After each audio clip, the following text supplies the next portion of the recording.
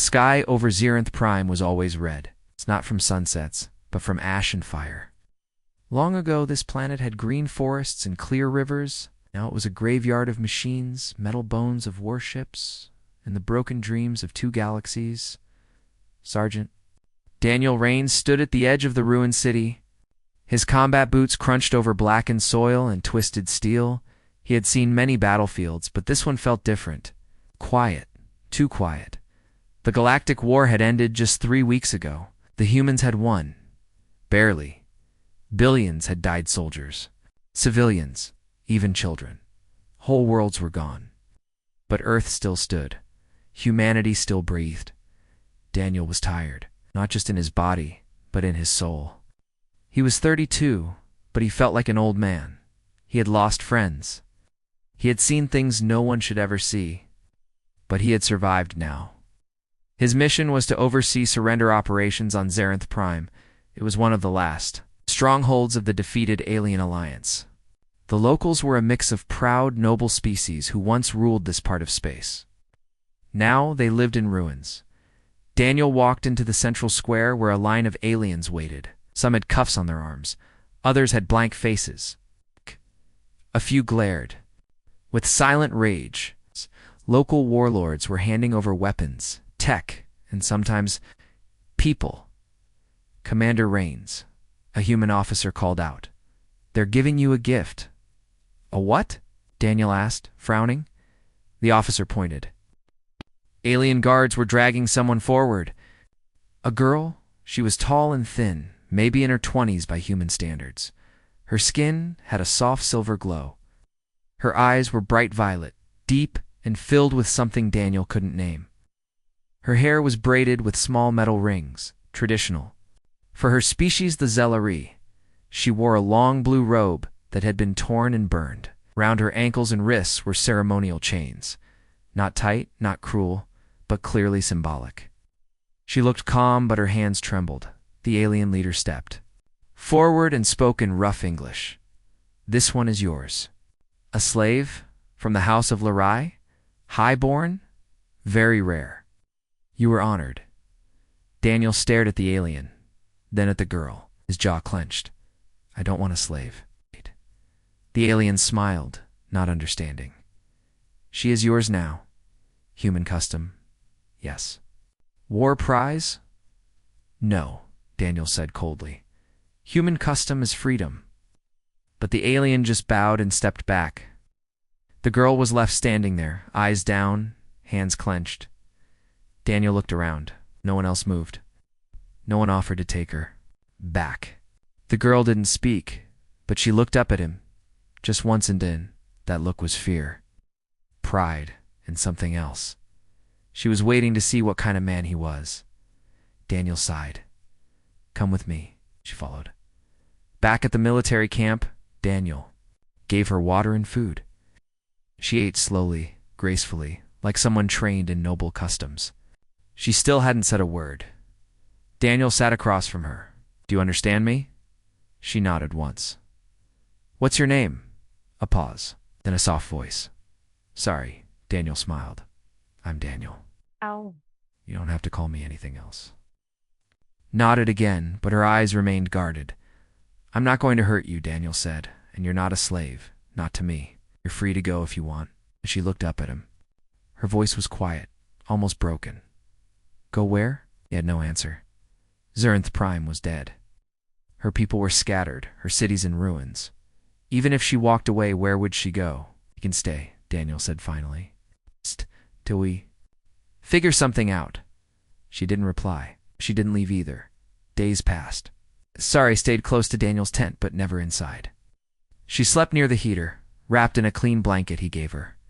She helped with small tasks, cleaning, sorting supplies, and tending wounds. She spoke little, but listened carefully. Daniel noticed how she watched everything, learning fast. Once, he found her fixing a broken scanner.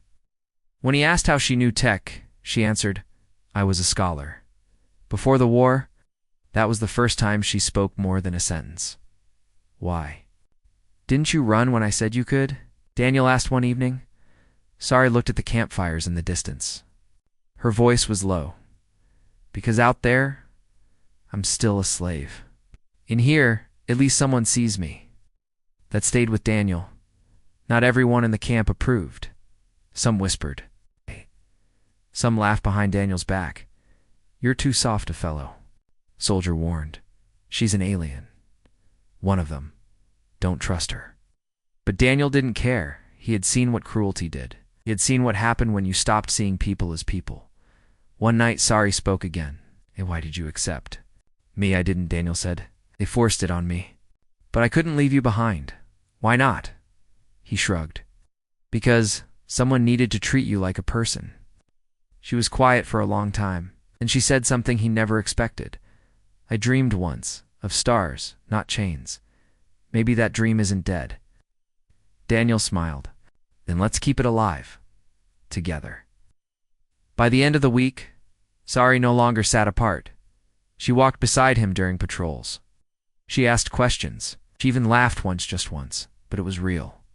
The war had taken everything from both of them, but in this broken place, maybe, just maybe, a new beginning had started. And deep in her violet eyes, Daniel saw something stronger than pain. Hope. Morning came with cold wind and red skies. Zerinth Prime never looked peaceful, even after the war had ended. The wind still carried the smell of ash and old fire. Daniel Raines sat near the heating unit outside his tent.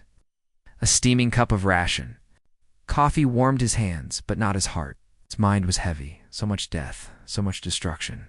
Yet Sari was still here. Still quiet, still graceful. Still watching the world like someone who had lost everything. She sat a few feet away, her legs crossed, her long silver hair tied back now in a neat braid. She wore a clean uniform shirt that Daniel had given her, though it was too big. She had stitched it to fit better. Her fingers were skilled, quick, gentle. Every morning she rose before the others. She helped boil water. She folded blankets. She checked the supply crates without being asked. No orders were needed. She simply did things, silent but present. Daniel watched her for a moment, then he spoke. You don't have to keep working, Sari. She looked up slowly, her violet eyes calm. It helps. I don't like sitting still. Daniel nodded. You were a scholar, right? Before the war? Yes, she said. Historian? Language specialist. He blinked. So, you studied? Words, all kinds. Old ones. Hidden ones. My people believed that knowing your name gave you power. Daniel smiled faintly. And what does your name mean? Sari looked into the fire. It means one who remembers. That fits, Daniel said. You don't forget anything, do you? She gave a small smile. It was faint but real. Later that day, Daniel had to inspect a nearby wreckage site, 10 old alien command posts buried under collapsed towers. He didn't want to bring Sari at first, but she insisted. I know how to open their tech, she said. You might need me. He agreed. The site was quiet and broken. Burnt-out vehicles and half-buried consoles were everywhere. Soldiers had already looted most of the weapons, but the data systems remained untouched. Sari moved carefully through the debris. Her fingers brushed over control panels and glowing glyphs. She spoke in her language soft sounds that flowed like wind over stone. The systems responded. I can unlock the main terminal, she said, but it's encrypted. Daniel crouched beside her. You're sure? She nodded. My house designed these systems. I know the codes. Within minutes, screens lit up. With alien text, Sari read quickly, translating as she moved through files. There are old maps here, she whispered, and lists of names, people who vanished during the war. Some were captured, some frozen in stasis. Daniel raised an eyebrow. Frozen, like in cryosleep. Yes, she said. Emergency escape plans. I launched some ships to secret places. I thought it was just a myth. Daniel leaned closer. Could your people still be alive? Sari's voice trembled slightly. Maybe. Back at camp, Daniel gave her more tools and a secure tablet. She spent hours each day translating the files they recovered. No one else could do it, not even the tech team. The alien code was too complex, but Sari moved through it like a dancer. Through old songs. One night Daniel brought her a bowl of warm stew. She had worked all day without eating.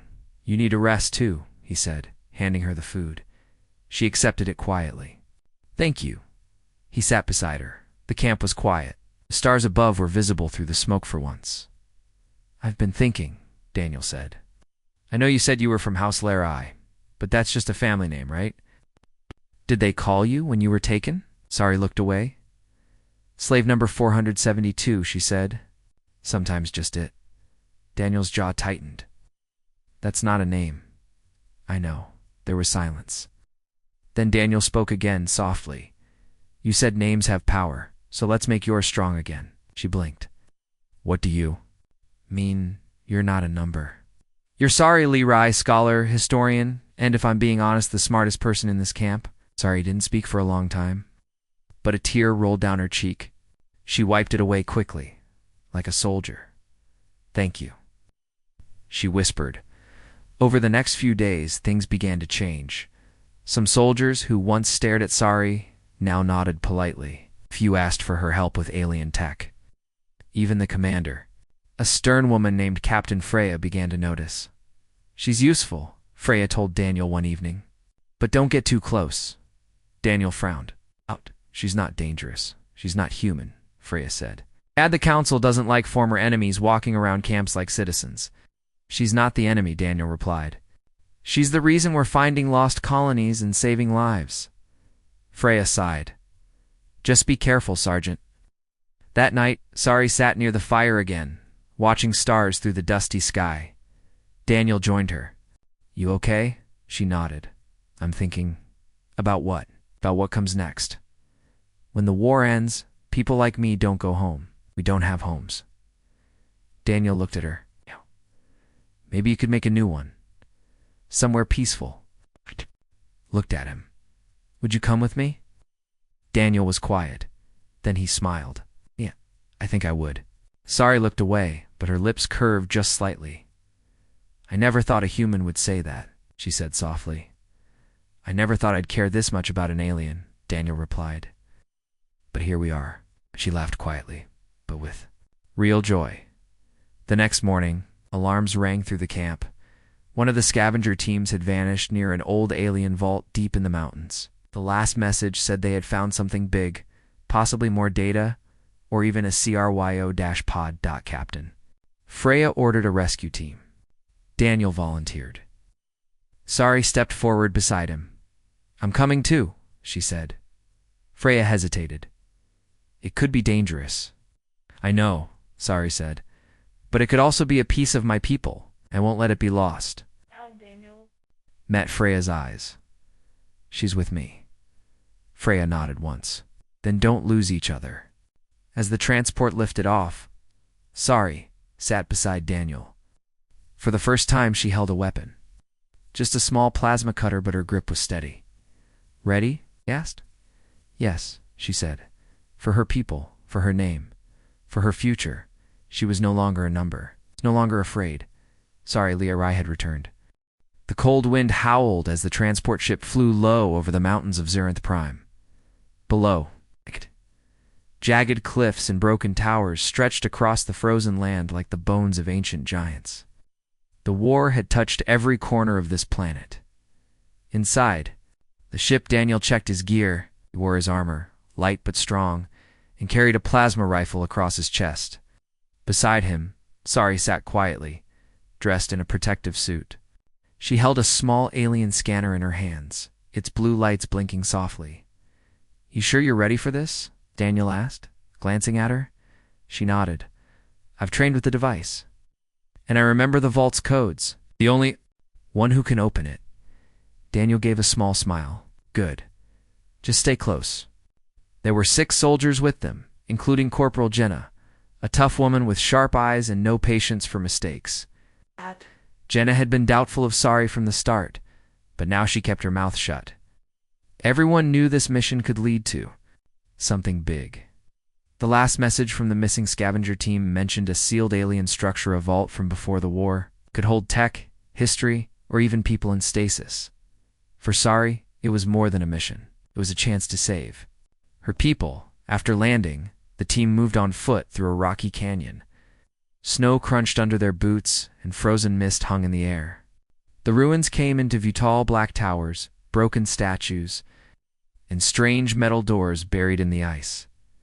"This is it," Sari said, pointing at a half-buried structure. "The vault entrance." I recognized the markings. Jenna raised her rifle. "No signs of movement? Where's the scavenger team?" Daniel looked around. Could be inside, or worse. They approached the vault door. Sari knelt beside a small console built into the wall. Her fingers moved over the glowing symbols. The door trembled, then opened with a deep rumble. A warm gust of air flowed out. Lights flickered to life. They stepped inside. The vault's interior was huge metal walls, long hallways, and rows of machines humming softly. Some looked like generators. Others resembled pods or storage units. The air was clean, preserved by old systems. Sari's eyes widened. This vault is older than the war. It was built for protection, not weapons. Then what's it protecting? Daniel asked. They moved deeper into the vault. Suddenly, they found a body. Human. One of the missing scavengers. "Blaster wound," Jenna said. "Not from one of us. Someone else is here," Daniel said. "Stay sharp," they pressed. On Sari's scanner beeped. "There's a large chamber ahead. Life signs. Weak but present." They entered a circular room with 10 large cryopods in the center. Inside the pods were Zelarisaurus people, frozen, asleep, untouched by time. Sari ran to them. Hands pressed against the glass of one pod. A woman with silver hair and similar features floated inside. "My cousin," she whispered. "She survived." Daniel placed a hand on her shoulder. "We'll get them out," before anyone could move. Blaster fire echoed through the vault. They ducked for cover. Rogue soldiers appeared at the far end, mercenaries. Likely ex-soldiers who had turned to scavenging and black market trading. They wore mismatched armor and cruel smiles. "Well, well," their leader said, stepping forward. "Looks like we found a bonus prize." Jenna cursed. The firefight began. Daniel returned fire, hitting one of the rogues. Bullets and plasma bolts flashed in the dim vault light. Sari stayed behind cover, her hands gripping her scanner tightly. "Don't move," Daniel shouted to her. "Stay down." But Sari's eyes were focused. She looked at the power conduits running through the walls. She crawled to the nearest control panel. "I can shut the lights and reroute power." She called out, "Do it," Daniel shouted back. She pressed a sequence of symbols. The vault lights flickered, then total darkness. The mercenaries yelled in confusion. The dark, the humans used thermal visors, but the rogues weren't ready. Daniel and Jenna took advantage, moving fast, firing with precision. 3 enemies fell. Sari switched the lights back on just enough to blind the rogues again. In the chaos, Daniel charged forward and tackled the leader. They fought hand-to-hand, fists and elbows, until Daniel slammed him into a wall. "Call off your men," Daniel growled. The leader spat blood. "It's too late. Others are coming. This place is valuable." Daniel knocked him out cold. After the fight, the remaining mercenaries fled. 2 were captured. The rest would tell others about the vault, but Daniel knew they had to move fast. "We need to get the cryopods out," Sari said, "before more come." Jenna agreed. "I'll call for backup and a med transport." The team began carefully. Moving the pods to the surface, Sari guided them, ensuring the life support systems stayed stable as they worked. Daniel pulled Sari aside. "You were amazing down there," he said. "You saved lives." She looked tired, but proud. "They're my people. I couldn't let them be sold like items." Daniel nodded. "And you're not a slave anymore either. You're a leader." She looked at him with soft eyes. "I was never meant to be a leader. But now I don't have a choice." Daniel smiled. "You don't have to do it alone." Back at camp, the cryopods were placed in a special medical unit. Doctors from Earth and Zalari science officers, what was left of them, were called in to help. News of the rescue spread quickly. The story of Sari Larai, the scholar who saved her people, reached the Galactic Council. Some praised her. Others feared her influence. But to those who knew her, especially Daniel, She was not a threat. She was hope. One evening, Sari stood alone near the edge of the camp, looking up at the stars. Daniel joined her. "They're still out there," she said. "Other vaults, other survivors, hidden across the stars. We'll find them," Daniel said. "Together." She looked at him. "You keep saying that." "Together," he shrugged. "'Cause it's true." Sari turned to him, her voice quiet. "You gave me more than freedom, Daniel. You gave me a reason to keep going," he smiled. "You gave me something too, reason to believe that even after war, peace can still be real." They stood there for a long time, under the stars. Two people from different worlds, bound not by chains, but by choice. And together they would search the stars for the forgotten, the lost, and the future. The snow on Xeranth Prime had begun to melt. Spring had come slowly to the wounded planet, like a tired traveler. Flowers did not grow yet, but the winds were softer now. The red sky sometimes turned blue, even if just for a few minutes. Daniel Rain stood on a small hill outside the camp, watching a cargo ship land. He wore his light armor as usual, but he no longer felt like a soldier. Not exactly, not anymore. Beside him stood Sari, dressed in a long coat and scarf. Her violet eyes studied the ship as it touched down. The ship carried medicine, engineers, and a few scientists. People were finally coming to help rebuild. But what mattered most was who the ship would carry next. The 10 cryopods they rescued from the alien vault were ready to leave Xeranth. The Zellery scientists had stabilized the sleepers, and the Galactic Council had finally agreed to transfer them to a medical center on Earth's moon base. A safe place. Sari watched the loading carefully. Each pod contained a piece of her past. A cousin, a friend, a teacher. People she had feared were lost forever. "They'll be safe now," Daniel said softly. She nodded. "Yes, but there are more?" Daniel looked at her. "You're sure?"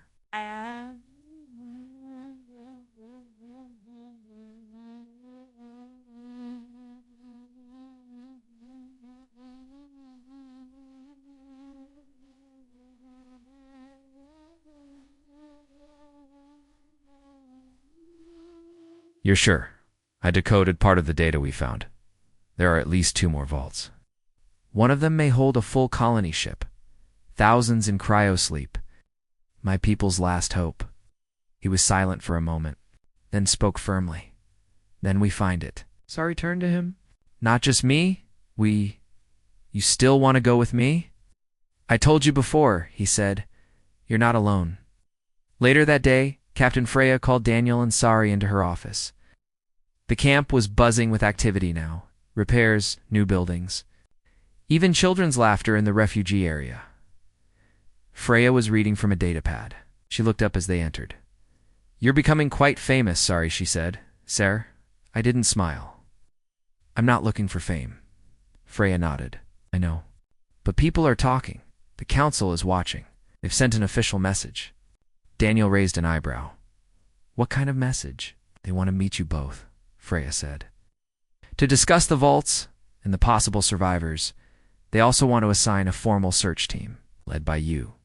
Sari blinked. "Me? Lead a team?" Freya gave a rare smile. "You earned it. You're requested to stay on as her protector and advisor." Daniel laughed. "Is that what I am now?" Freya's voice became serious. "You're more than that. You two are symbols. A human and an alien, working together not as enemies, but as partners." Daniel gave a small nod. "Tell them we accept," she said. 2 weeks later, they were no longer on Xeranth Prime. A small exploration vessel, named Hope's Echo, carried them across the stars. With them were 2 scientists, a pilot and a medic. It wasn't a large crew, but it was enough. Sari sat in the command room, reading maps and decrypted messages. Her fingers moved fast over the screens, her mind always working.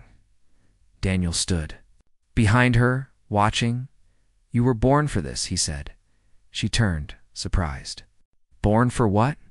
"To lead, to find your people, to bring back what was lost."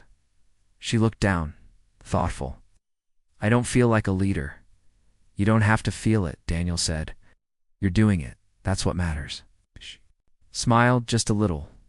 They reached the first coordinates, a forgotten moon orbiting a dead star. They're buried beneath black rock. They found another vault. This one was older, more damaged, but the cryopods inside still worked. 100 more Zalari. Saved then, a message. A beacon hidden in the vault's control system. A final emergency signal. It pointed to something far greater, a deep space ark. A colony ship launched in the early days of the war. Its location was scrambled, but the signal had a code. Only one person could unlock it. Sarah. Inside her mind, memory stirred. Ancient chants, family prayers, secret words passed down through her noble house. She spoke them aloud. The code unlocked. The final location revealed. But not everyone was happy. The deeper they went into space, the closer they came to rogue territory. Pirates, scavengers, ex-soldiers people who made a living stealing old tech and selling alien lives. A ship followed them for days. Black, silent, and fast. One night, alarms rang. The ship had caught up. It fired once, damaging their engines. The crew braced for boarding. Daniel led the defense. He and 2 soldiers set up cover points near the airlock. Sari stayed in the control room trying to keep the systems online. The enemy boarded for armed mercenaries. Daniel moved fast, striking hard. One went down. Then another. Sari heard gunshots through the wall. Her hands shook, but she didn't run. Instead, she tapped into the ship's emergency defense system. Using alien tech, she locked the corridors and filled them with flash pulses. The pirates were blinded. Daniel took the chance. He disarmed the last 2 and threw them into the airlock. "Don't come back," he growled, and hit the eject button. After the fight, the ship limped toward the final destination. Sari found Daniel resting in the medbay. His arm was bandaged. His face had a bruise. But he was smiling. "You saved us again," he said. She shook her head. "We saved each other, like always." He reached out, gently touching her hand. "You've changed so much. Sorry, you were afraid when I first met you." "I still get afraid," she whispered. "But now I fight anyway." Daniel squeezed her hand. "That's courage." 3 days later, they reached it. The colony ship drifted in the void. Massive, silent, ancient. Lights still blinked on its surface. The words in Zalari script were clear. House of Light, Ark of Survival. Sari's eyes filled with tears. They docked carefully and stepped aboard. Inside, thousands of pods lined the halls. Sari walked among them, naming each. House symbol, remembering each face. "They're alive," she said. "They're all still alive." Daniel stood beside her. "You did it?" he whispered. "No," Sari replied. "We did." That night, as the ship orbited the Ark, Daniel and Sari sat alone in the viewing chamber. Stars filled the sky like tiny fires. "Do you miss Earth?" Sari asked. "Sometimes," Daniel said. "But here with you, it feels like home." Sari looked at him. Her voice was soft. "You gave me a life when mine was broken. You never treated me like property. You saw me when no one else did." Daniel smiled. "You were never property. You were always Sari Liray, scholar, fighter, leader." She looked into his eyes. And now he leaned closer. "Now you're more." She didn't pull away. Their hands touched. No chains, no orders, just choice. The colony ship, House of Light, floated quietly in deep space. It was large like a city, ancient like a forgotten legend, and filled with thousands of Zelaris sleeping in cryopods. This was the last true remnant of Sari's people, their future. Frozen, waiting, Sari walked through the ship's long silver halls, her footsteps echoing softly. Each pod held a face she recognized. Some were nobles, others were scholars, warriors, even children. Their people. Once proud, now silent, Daniel walked beside her, holding a scanner. "Cryosystems are stable," he said. "Tight." The life signs are strong. They've been asleep for decades, but they'll wake. Sari nodded, her voice calm. We did it. We found them. Daniel smiled. You found them. I just followed your lead. She gave him a soft look. You never followed, but you walked beside me. Daniel was about to reply when the ship's alert system chimed. Warning. Unknown vessel approaching. Multiple life signs. Weapons detected. Sari and Daniel rushed to the control room. The small exploration crew was already their pilot, medic, and 2 scientists. Everyone looked tense. On the screen, a dark warship appeared, sharp angles, heavy armor, and pirate markings. It wasn't a simple scavenger ship. This one was serious. They must have followed us, the pilot said. Tracked our signal from the last battle. Sari stared at the screen. They know what we found, and they want it. Daniel clenched his fists. They're here for the Ark. For the pods. They'll sell your people like items. Or worse. The pirate ship began charging its weapons. The medic's voice shook. We can't fight them. Our ship is too small. Daniel turned to Sari. We can't run either. If they board the colony ship, it's over. Sari stood tall. Her voice didn't shake. Then we make our stand here. We protect this ship. We protect my people. The crew moved fast. Daniel and Sari led the defense. They locked down the colony ship's docking bays, activated old shields, and armed themselves with plasma rifles. The pilot sent a distress call to the Galactic Council, but they were days away. Help won't come in time, Daniel said. It's up to us. Sari stood at the center of the command deck. Her long coat moved gently as the air hummed with power. Her eyes were focused. She wasn't the scared girl Daniel had met weeks ago. She was a leader now. I'll access the ship's defense systems, she said. There's still power in the ancient cores. Just need time. Daniel nodded. I'll buy you that time. The enemy ship docked with a loud metallic thud. Pirates flooded in, heavily armed, cruel-eyed. They thought it would be easy. Just another forgotten ship to loot. But they were wrong, Daniel. The former soldier moved like a shadow through the hallways. He struck hard, fast. The first pirate team didn't even see him coming. Sari, from the control deck, rerouted power. Doors slammed shut behind intruders. Light panels burst. Smoke filled the halls. She used her knowledge of the ship's old codes to confuse the attackers. They walked into dead ends. They fired at shadows. Her leader shouted in rage. She's turning the ship against us. Daniel grinned as he listened through comms. That's right. She's not your slave. She's your end. But the pirates had numbers. They kept coming. One group reached the cryopod chamber. They aimed their weapons at the pods. No mercy. Their captain shouted. Wake them, sell them, or burn them. Sari heard it through the control system. Her heart pounded. She slammed her hands on the console. No, she whispered. I won't let them. She opened an emergency vent near the chamber. Cold gas flooded the area. The pirates stumbled, coughing, dropping their weapons. Daniel arrived moments later. He fought with everything he had. Fist, blade, blaster. Beside him, Sari joined in. She wasn't trained like him, but she fought with fire in her heart. Together, they pushed the pirates back. Daniel was hit in the shoulder. He groaned but stayed standing. You okay? Sari shouted. Just a scratch, he said, grinning through the pain. The pirate leader tried to escape.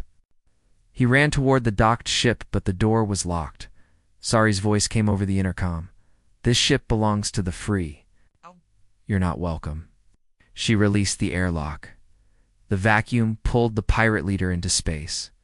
Silence returned. After the fight, the ship was quiet again. Daniel sat in the medbay getting patched up. His arm throbbed, but he smiled. You saved the Ark, the medic told. Sari shook her head. We saved it, all of us. The next morning, the Galactic Council arrived. Big warships, medical cruisers, and science teams. They found the colony ship safe, its people protected. Council officers walked the halls in awe. We thought this Ark was lost, How did you find it? Sari stood proudly beside Daniel, because I remembered, and I believed it still mattered. Of the Zelari scientists turned to her. You are the last of the Larai bloodline. Will you lead us when they wake? Sari hesitated. Then she looked at Daniel. He gave her a small nod. She turned back. I will, but not as a queen. As one of them. Weeks later, on Earth's moon base, the first of the cryosleepers opened their eyes. Sari was there to greet. Then her cousin stepped out first, confused, weak. Sorry, she asked. I'm here, Sari said, smiling. You're safe. The crowd of scientists and soldiers watched in silence as more pods opened. More of the Zelari woke. Their future had returned, and it had a new leader. Daniel stood near the observation window, watching the Earth rise over the moon's gray surface. Sari walked up beside him, thinking about leaving. She asked. He shook his head. Just thinking about what? About how a war brought us together, he said, and how peace kept us there. Sari smiled. There's still a lot to do. Rebuilding, teaching, finding more survivors. I'll help, Daniel said. She looked at him, not because you're my protector or my soldier, but because you're my partner. He took her hand. No chains. He said, No fear, she replied. Just two souls once broken, now whole ready to build something new. Together,